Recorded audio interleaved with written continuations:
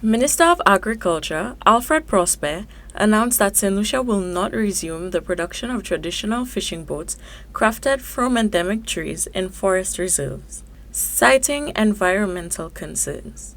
The handmade boats, once a common sight along the island shores, require large trees that must be extracted from protected areas.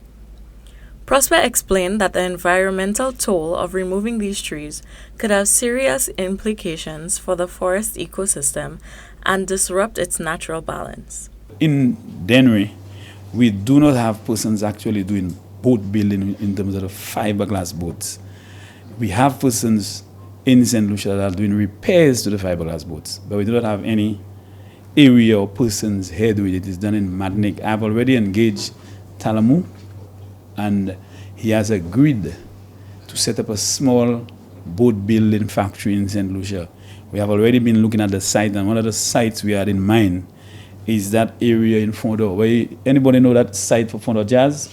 We were looking at somewhere along the bay there to see if we can set up something like that. But it is something that we have to look at, but currently we do not have any boat builders in terms of the fiberglass boat. The decision comes as the country faces ongoing challenges from climate change, with efforts focused on maintaining the health and resilience of its natural resources. Prospere stressed that pulling endemic trees from the forest not only compromises the reserve, but also adds to the strain caused by deforestation and climate impacts. Protecting the forest reserve is paramount to ensuring the longevity of natural habitats and resources essential for the island's biodiversity. We still have people doing it, but that can place tremendous pressure on the forest reserve, because those trees, what we call the Gommier, they would have to be pulled way in the interior, miles in the interior.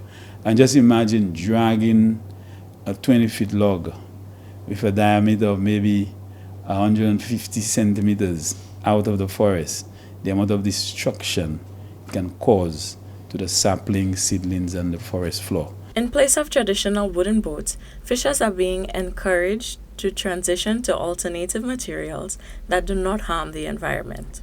Modern materials offer a sustainable option for constructing boats that are just as sturdy, without the need to deplete natural forests.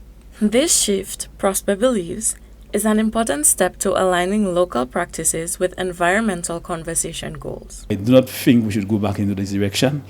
I think the focus should be on the fiberglass, because our forest reserve remains very critical for our soil and water conservation, especially water.